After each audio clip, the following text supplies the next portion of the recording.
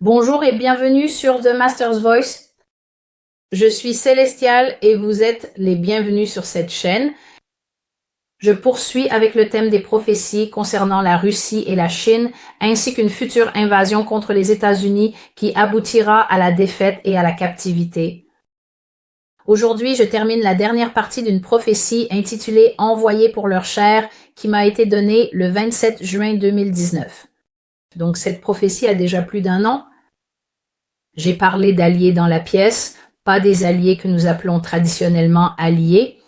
Il s'agissait de la Russie, de la Chine, de l'Ukraine, de Taïwan, de la Lettonie et d'autres nations qui ne m'ont pas été révélées. Ces nations discutaient d'une pénurie de main-d'œuvre à laquelle elles faisaient face, qu'elles connaissaient une croissance très rapide et qu'elles avaient besoin de main-d'œuvre gratuite ou bon marché. Puis un ordre a été donné par l'homme que nous connaissons sous le nom de Vladimir Poutine et il a dit « Faites venir leur chair ». Et cet ordre a apporté de la joie et c'était presque un soulagement pour les alliés présents dans la pièce. Cela leur semblait parfaitement logique et puis, comme je l'ai décrit dans la vidéo précédente, la guerre est arrivée en Amérique à la suite d'une série d'autres malheurs, de calamités que l'Amérique avait déjà subies, ce qui inclura d'ailleurs des catastrophes naturelles, si je ne l'ai pas déjà mentionné. Des catastrophes naturelles viendront et dévasteront ce pays. Toutes ces choses affaibliront son infrastructure.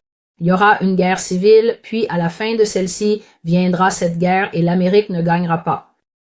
Une partie de ce que j'ai vu dans les visions concernant la raison pour laquelle l'Amérique ne gagnera pas, en dehors du fait qu'elle sera déjà épuisée et fatiguée par d'autres escarmouches internationales dans lesquelles elle s'impliquera, Amérique, sois avertie, tu seras attiré dans des escarmouches internationales à la fin des temps qui épuiseront ton armée, qui affaibliront ta puissance dans le domaine du combat. Et donc, lorsque cette attaque soudaine viendra de la Russie et de la Chine, tu ne t'y attendras pas. Ce sera soudain, ce sera rapide et ce sera dévastateur. Cette dernière partie de la prophétie est longue, mais j'espère vraiment la raccourcir, j'espère la garder brève. Elle s'intitule « La chair, le rôle de la Chine » et entrons tout de suite dans le vif du sujet. Au passage, cette prophétie est un peu explicite. Je ferai de mon mieux pour la présenter de façon humaine. Cependant, je ne peux en retirer aucune partie. Pour ceux qui pourraient trouver la vidéo un peu bouleversante, il vaudrait peut-être mieux que vous visitiez le blog et que vous la lisiez. Donc, bien sûr, vous pouvez vérifier la boîte de description. Tout s'y trouve toujours. Il y a un résumé de ce que contient la prophétie. Il y a toutes les informations concernant le ministère si vous souhaitez le soutenir ou si vous voulez me contacter ou encore s'il y a des versets que le Seigneur m'a donnés pour la journée. C'est toujours dans la description, donc personnellement, je recommande de vérifier la boîte de description avant de regarder la vidéo. Et j'espère qu'en le répétant dans les prochaines vidéos, eh bien tout le monde finira par s'y habituer. Voici donc le verset du jour, Psaume 119, 146. « Ô Seigneur, je crie vers toi, sauve-moi et j'observerai tes commandements. » Le Seigneur a donc donné des révélations prophétiques concernant la Chine. La précision est enseignée dès l'enfance. C'est la première chose qu'il a dite. Les Chinois apprennent dès le plus jeune âge que les erreurs coûtent cher, que l'imperfection n'est pas belle. On leur enseigne cela même pendant leurs moments de jeu. On leur enseigne cela lorsqu'ils travaillent sur des projets. On leur enseigne cela lorsqu'ils apprennent leur alphabet. Vous voyez de petits enfants apprendre à former les lettres, c'est ce que vous voyez. Ils apprennent à ne même pas gaspiller un seul coup de pinceau, n'est-ce pas? Donc, il ne s'agit pas de faire, je suppose qu'on dirait chez nous, un A tout tordu ou un B tout tordu. On apprend à leurs petites mains à tout faire correctement. Et c'est ce que dit le Seigneur. Je voulais qu'il soit bien compris que je ne sais pas comment les gens vont le prendre, mais je vais le dire quand même. L'Amérique n'est pas la seule nation sous le soleil. Ce n'est pas le seul pays que Dieu a créé. Ce ne sont pas les seuls peuples qui existent.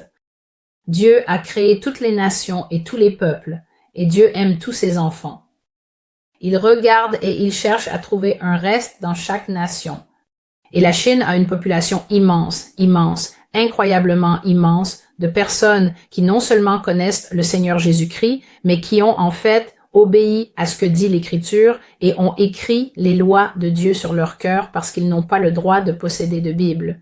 Ils n'ont pas le droit de se rassembler. Ils n'ont même pas le droit de croire au Seigneur Jésus-Christ en tant que personne. Leurs lois disent qu'ils doivent prêter allégeance, je crois que c'est au Parti communiste du peuple, quelque chose comme ça.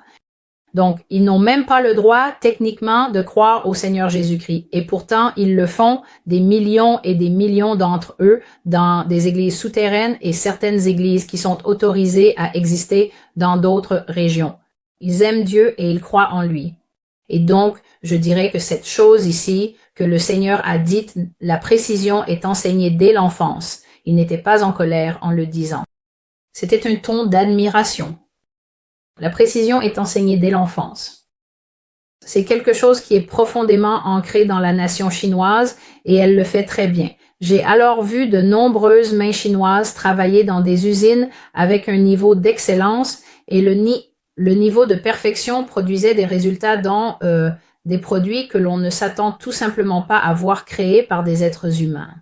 Et je pense que nous avons vu cela dans le scandale qui a éclaté il y a quelques années concernant l'entreprise américaine Apple lorsqu'il a été révélé qu'ils embauchaient des enfants mineurs ou de jeunes femmes, quelque chose comme ça. Les allégations disaient qu'ils embauchaient des Asiatiques d'un certain âge, des femmes, parce que leurs mains étaient plus petites et qu'elles étaient capables d'effectuer le travail de précision requis par l'iPhone et qu'ils avaient constaté que la main-d'œuvre humaine était même meilleure que les machines pour assembler ces composants.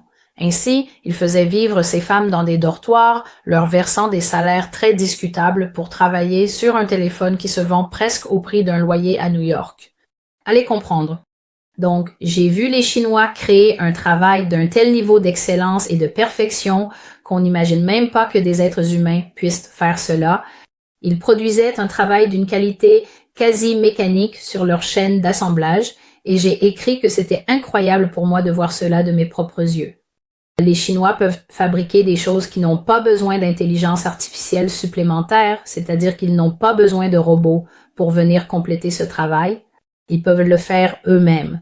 Ils peuvent fabriquer des articles qui n'ont plus besoin que d'être emballés et expédiés ensuite. J'ai donc vu que des êtres humains fabriquaient certaines choses, puis elles étaient simplement mises en boîte et expédiées. Il n'était même pas nécessaire de passer par un contrôle qualité approfondi, car chaque ouvrier était lui-même tellement méticuleux. Et j'ai dit que c'est la raison pour laquelle Dieu m'a montré que la Russie tient tant à travailler avec eux, parce que lorsque la Chine pèse et mesure quelque chose et dit « c'est ça », la Russie peut réellement faire confiance à ce « c'est ça ». Ils sont donc exacts et précis, et à cause de cela, ils tireront et bombarderont avec une précision qui étonnera à la fois leurs partenaires et leurs ennemis lors des guerres. Cette partie de la prophétie s'appelle technologie de guerre tactique et armes du futur. Excusez-moi. La Russie compte sur la Chine pour la guerre tactique, la guerre à la mitrailleuse, la guerre aérienne et les armes à feu. Les armes chinoises ne sont pas à prendre à la légère. Monde occidental, écoute ma voix et crois une femme qui n'est jamais allée en Chine ni même vu une arme à feu. Les armes chinoises, du moins celles que j'ai vues dans cette vision, peuvent tirer à une distance que nous ne pensons même pas possible. La portée que j'ai vue de leurs armes est incroyable. J'ai aussi vu que je ne sais pas quel type de balle ces armes utilisaient, mais elles pouvaient trancher la chair comme un couteau. Ce que nous savons des balles, c'est qu'elles pénètrent et créent un vrai carnage. Nous l'avons vu, en tout cas je l'ai vu en regardant Rambo, Die Hard et tout ça. On voit qu'une balle provoque une blessure énorme et désordonnée, mais j'ai vu que la Chine possédait une arme dont le tir était d'une propreté incroyable. Au lieu de faire simplement boum boum boum ou d'émettre le bruit fort et sec d'une arme à feu classique, cela produisait un son tout à fait différent, comme celui-ci, et ça tranchait la chair nette, proprement, exactement comme le ferait un couteau bien aiguisé. Donc, au lieu de provoquer une énorme blessure de sortie désordonnée, il n'y avait que ça et comme si une lame avait découpé la chair. Et j'ai dit que cette arme était aussi tellement rapide qu'on se ferait probablement tirer dessus 20 fois avec, avant d'avoir le temps, la possibilité de tirer une seule fois avec une arme normale. Donc j'ai vu qu'il possédait des armes tactiques, C'est le mot que le Seigneur n'a cessé de me donner.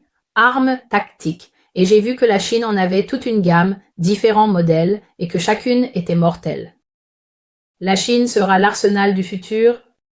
Lorsqu'ils se sentiront suffisamment à l'aise avec le marché, ils révéleront ces armes à des acheteurs privés, des armées privées, des mercenaires et ce genre de personnes, mais ils ne vendront pas ces armes aux États-Unis. J'ai donc vu que la Chine disposait d'un immense marché avide d'assister à des présentations privées de ces armes. Vous savez, des investisseurs fortunés assis dans ce qui ressemblait à des sous-sols luxueux, regardant des démonstrations de ces armes, mais l'Amérique n'était pas présente. L'Amérique n'a pas été alertée de cela et je ne sais pas si certaines de ces nations étaient des nations occidentales, mais pour une raison quelconque, dans ces visions, personne ne dit à l'Amérique ce qui se passe. Donc, personne ne l'alerte, personne ne l'informe et elle n'en a aucune idée. J'ai donc vu que la Chine lançait des systèmes de divertissement incroyables. Ils avaient des jeux, des lunettes, des accessoires, la Xbox 5, des hoverboards et d'autres produits. Ils lançaient ces gadgets et vendaient ces choses à l'Amérique. Donc, ils lançaient des objets pour le divertissement, ils sortaient des lunettes, des choses comme ça. J'ai partagé une vision où j'ai vu que les lunettes du futur étaient super intelligentes. Elles se connectaient en fait d'une certaine manière à votre cerveau. Donc, elles avaient accès à vos pensées. Une fois que vous mettiez ces lunettes, vos pensées étaient tellement amplifiées et vous deveniez tellement intelligent et j'avertissais les chrétiens parce que j'ai vu que dans cette vision, vous savez, on m'a mis les lunettes et même moi j'étais comme, qu'est-ce que c'est? Waouh! J'avais évité la technologie dans le rêve, mais ensuite un membre de la famille a dit, tu sais, tout le monde a ça, pourquoi tu ne l'as pas? Et puis ils me les ont envoyées et quand je les ai mises, j'ai été tellement impressionnée par le fait qu'elles me rendaient plus intelligent, qu'elles amélioraient tout, et même l'herbe de chez moi semblait prendre vie. Donc j'ai vu que la Chine envoyait librement les divertissements en Amérique, mais que les armes à feu et les autres armements qu'ils possédaient et qu'ils prévoyaient d'utiliser contre les États-Unis à l'avenir. Ces choses-là, l'Amérique n'en avait même pas connaissance. Ainsi, la Chine a fait des avancées dans la production dont personne n'a même conscience, et ils révéleront toutes ces choses en temps voulu. J'ai entendu le Seigneur me dire ces mots, énergie propre.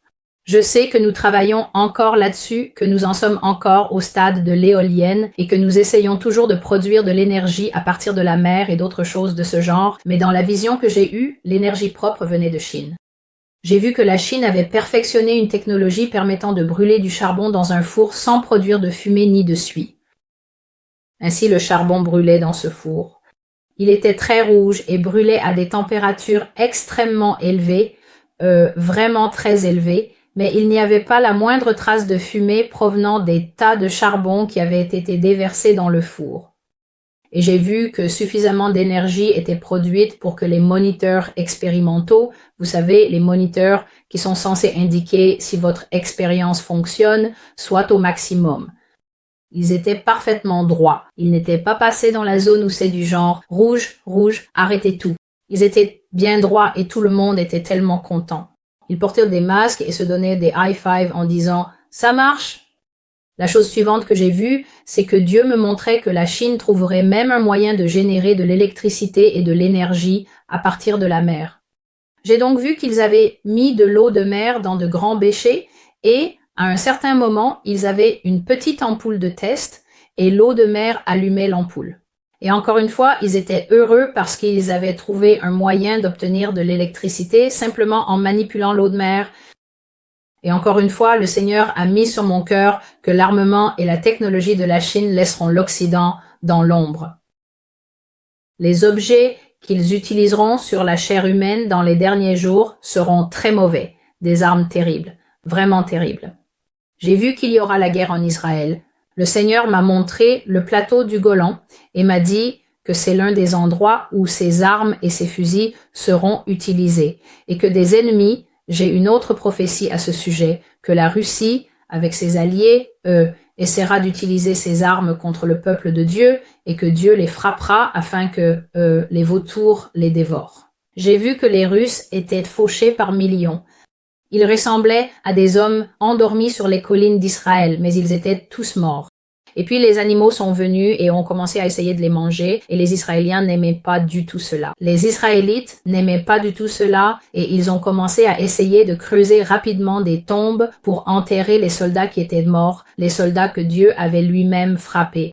Mais beaucoup de soldats morts ont quand même été dévorés. Ensuite, le Seigneur m'a montré des visions de guerre aérienne. J'ai donc vu un pilote de chasse chinois, il ne pouvait pas avoir plus de 17 ans. Il ne pouvait pas avoir plus de 17 ans, mais ce garçon était un génie et il a été très rapidement promu dans sa classe. Il portait un uniforme vert foncé, comme une combinaison, et un casque. Et il m'a semblé que le casque était équipé de technologie intégrée. Donc la technologie était directement connectée au cerveau du garçon et il faisait descendre que son avion très bas, puis il a frappé, il est arrivé en arc de cercle comme ça, il a bombardé la cible et il est remonté. Mais au sol, son instructeur n'était pas content. Souviens-toi de ce que j'ai dit à propos de la précision. Son instructeur n'était pas content parce que le garçon n'avait pas détruit la cible. Il ne l'avait qu'à moitié détruite, alors il lui a dit « Détruis le marqueur. Tu dois complètement détruire le marqueur. Tu ne peux pas en laisser un morceau. Ce n'est pas parfait. C'est un travail bâclé. Maintenant, regarde, certains vont survivre et s'échapper. Tu dois complètement anéantir la cible. » C'est ainsi qu'il était. Et il dit, si tu n'anéantis pas la cible, c'est un échec. Alors, le garçon dans l'avion, je l'ai vu, il a hoché la tête, il a incliné l'avion et il est remonté pour un autre passage afin d'essayer à nouveau. J'ai donc vu les mots entraînement à la précision et il y avait des tonnes de jeunes garçons et de jeunes hommes qui recevaient un entraînement à la précision. Le Seigneur les appelait les commandos du ciel et la Chine célébrera grandement ces jeunes gens. La Chine essaie de les garder en vie, la Chine aime célébrer ses héros, alors excusez-moi s'il vous plaît. Et donc j'ai vu que ces jeunes hommes étaient très bien entraînés. Pourquoi? Parce qu'après la guerre, la Chine voudra les présenter au peuple chinois en disant « Ce sont eux qui ont assuré votre liberté face aux méchants oppresseurs occidentaux ». Ainsi, la Chine fera tout ce qui est en son pouvoir pour bénir ses enfants et ils recevront un accueil triomphal à leur retour de la guerre. Ils recevront des biens, des terres, des épouses et une grande notoriété en Chine pour avoir accompli leur mission avec succès. Leurs pilotes étaient appelés les pompiers et ils étaient utilisés dans l'armée pour éteindre les foyers de résistance au sol. Ainsi, si sur le terrain, les soldats chinois ou russes rencontrent les soldats américains et qu'il y a des combats, ils compteront principalement sur l'armée de l'air chinoise pour bombarder des points tactiques en Amérique et mettre ces zones hors d'état de nuire avant même qu'elles ne deviennent un problème. Maintenant, lorsque Dieu m'a montré l'état spirituel, n'est-ce pas? À quoi ressemblera la résistance aérienne américaine comparée à la résistance aérienne chinoise? Dieu a montré l'Amérique comme un Cessna. C'était donc un petit avion à hélice, avec une seule hélice, peint aux couleurs des États-Unis, mais la Chine pilotait quelque chose qui ressemblait à une pierre plate qu'on fait ricocher sur l'eau. C'était donc rond, plat et noir. Cela ressemblait presque à un jeton, vous savez, comme ceux qu'on utilise aux tables de poker ou de blackjack. C'était un disque rond, plat, comme une pierre qu'on fait ricocher, et quand je l'ai regardé partir, j'ai vu qu'il pouvait sauter comme tchou-tchou-tchou. Il pouvait donc simplement traverser le ciel, et j'imagine qu'il y avait un propulseur à l'intérieur, et quand on appuyait sur le propulseur, l'engin allait encore plus vite. Nous arrivons donc maintenant au cœur de ces prophéties, la partie la plus graphique. J'espère vous y avoir préparé en partageant dans d'autres prophéties qu'il y aura de la captivité aux États-Unis d'Amérique et que des gens seront mis à nu. Il y aura des viols ici. J'ai expliqué que chaque fois que l'on emmène des gens en captivité et qu'on leur enlève leurs vêtements naturellement, nous portons des vêtements non seulement pour nous tenir chaud ou pour nous rafraîchir. Nous portons des vêtements parce que la Bible dit que certaines parties du corps exigent une plus grande pudeur et je n'ai pas besoin de faire un cours d'anatomie ici pour que quiconque regarde cette vidéo sache de quelle partie du corps il s'agit. Donc, une partie de la raison pour laquelle Dieu veut la modestie et la sainteté, non seulement dans l'Église, mais aussi dans le monde aujourd'hui, c'est que lorsque vous dévoilez certaines parties du corps, lorsque vous montrez vos seins ou les creux d'autres parties de votre corps, ou votre taille, ou d'autres choses comme cela, et que vous n'êtes pas avec votre conjoint, n'est-ce pas? Ces parties de votre corps vous ont été données par Dieu pour éveiller la passion. Elles vous ont été données par Dieu pour vous rendre attirant aux yeux de la personne avec qui vous allez passer le reste de votre vie. Vous n'êtes pas censé éveiller la passion dans toute la ville, mais c'est ce que nous faisons aujourd'hui. Nous nous habillons de manière provocante. Nous voulons que les yeux soient sur nous. Nous voulons que l'attention soit portée sur nous. Et nous ne voulons pas avoir l'air élégant. Nous voulons avoir l'air vulgaire, hommes et femmes. Il y a donc beaucoup de convoitises qui s'agitent dans la population, et c'est pourquoi la punition sera inspirée par la luxure. Révélation que m'a donnée le Seigneur Jésus-Christ. Les femmes, lors de la captivité, seront molestées sans aucun remords. La façon dont le Seigneur me l'a présenté était un mince filet d'eau continu et fluide. Cela représente le sperme masculin.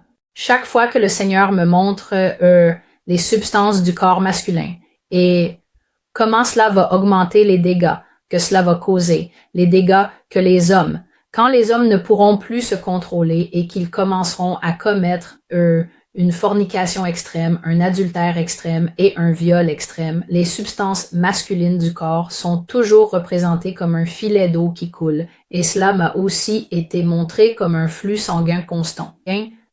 C'est le dommage qui arrivera aux femmes.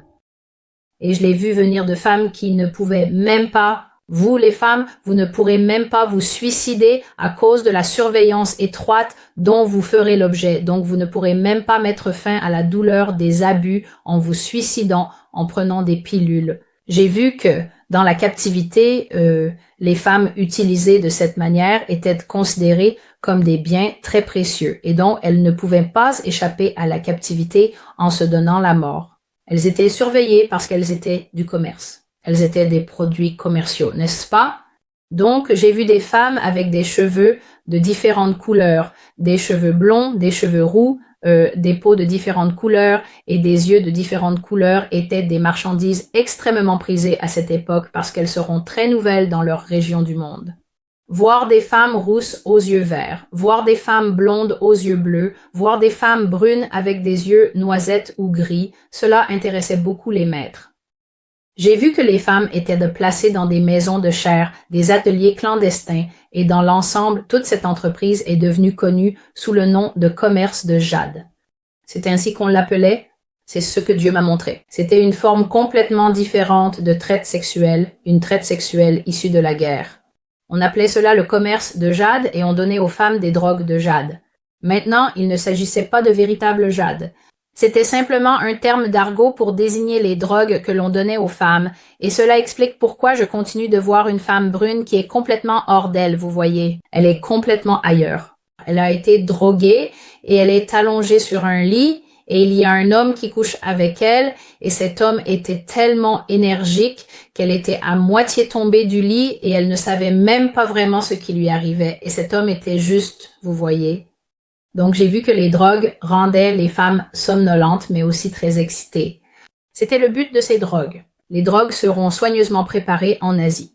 Ces drogues vont diminuer votre résistance à vous défendre, à griffer un homme ou une femme si c'est une femme qui veut coucher avec vous, mais en même temps, ces drogues seront mélangées à des aphrodisiaques pour vous stimuler afin que vous ayez réellement envie d'être sexuellement actif. Et donc, j'ai vu que ces drogues étaient données aux femmes parce qu'il y a quelque chose dans la culture asiatique où ils ne veulent pas avoir l'impression de violer une femme ou de la forcer à avoir des relations contre sa volonté. Désolé que la vidéo devienne plus sombre. La lumière baisse, mais j'essaie de terminer cela pour ne pas avoir à y revenir plus tard. Donc ces drogues étaient soigneusement mélangées pour que les femmes aient envie d'avoir des rapports sexuels afin que l'homme ait réellement l'impression. L'homme payait pour le sexe car il s'agissait bien de rapports sexuels tarifés. Simplement l'argent n'était pas donné aux femmes comme les prostituées reçoivent leur argent. Il était versé aux propriétaires des maisons de jade afin que l'homme n'ait pas l'impression de forcer la femme et que celle-ci paraisse consentante. Mais la plupart des femmes étaient complètement droguées. Elles ne savaient pas ce qu'elles faisaient. Elles étaient sexy, amoureuses, mais aussi somnolentes, et les femmes étaient maintenues dans cet état jusqu'à leur mort. Donc, chaque fois que les effets de la drogue se dissipaient et que la femme redevenait comme un animal sauvage lorsque ses esprits lui revenaient et qu'elle se rendait compte de l'endroit où elle se trouvait et de ce qui lui arrivait, on lui administrait une nouvelle dose et elle pouvait servir d'autres clients. Et cela continuait ainsi aussi longtemps que son corps pouvait le supporter jusqu'à sa mort. Ainsi, au-dessus du mot bordel, j'ai aussi vu le Seigneur inscrire les mots champ de la mort. Champ de la mort. C'est ce que ces maisons de guerre, ces lieux de captivité sexuelle sont devenus. C'était des champs de la mort. J'ai vu que les Russes n'avaient pas vraiment de temps à consacrer à cela.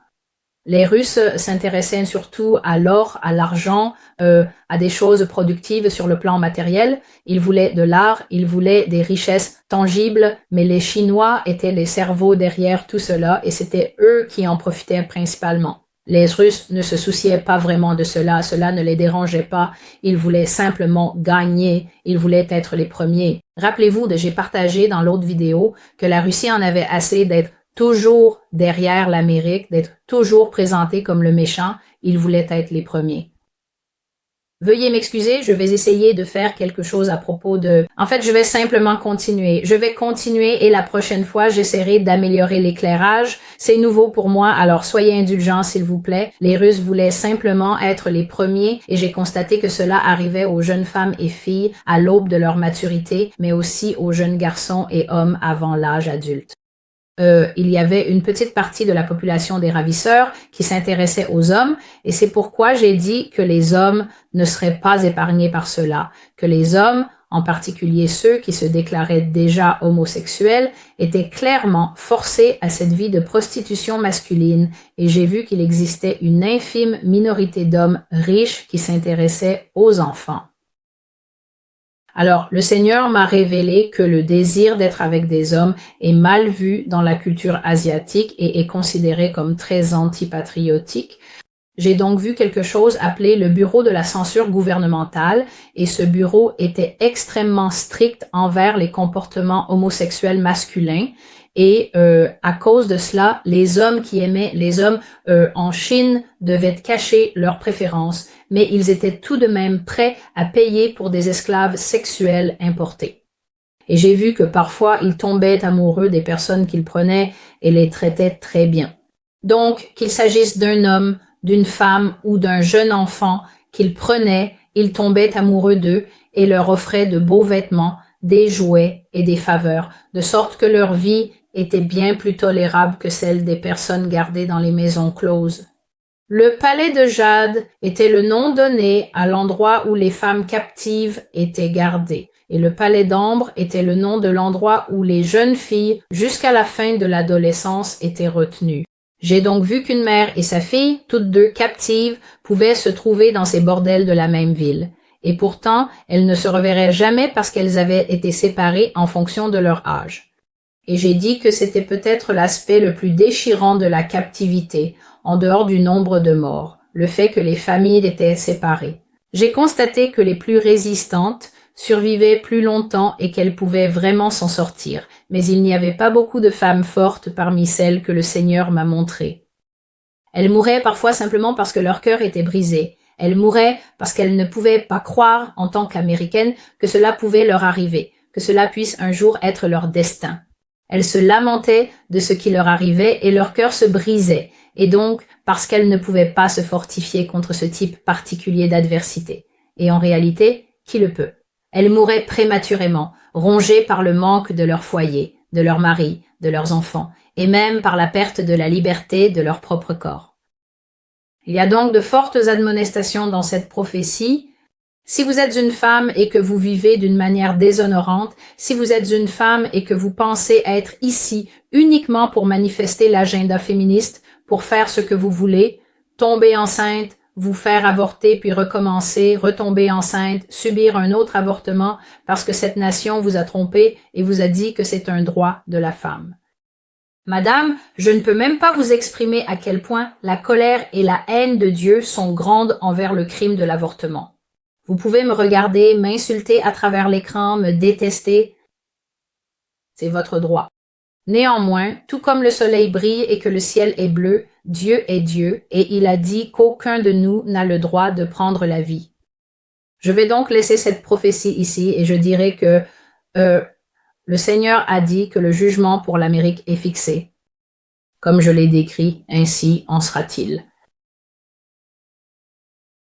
J'ai terminé la prophétie sur la chair concernant la Russie et la Chine. Que Dieu soit avec vous tous. Que Dieu vous bénisse. Veuillez continuer à visiter The Master's Voice. Je partage la voix du Seigneur en temps réel au fur et à mesure que je la reçois. Je m'appelle Célestial et que Dieu vous bénisse. Prenez soin de vous.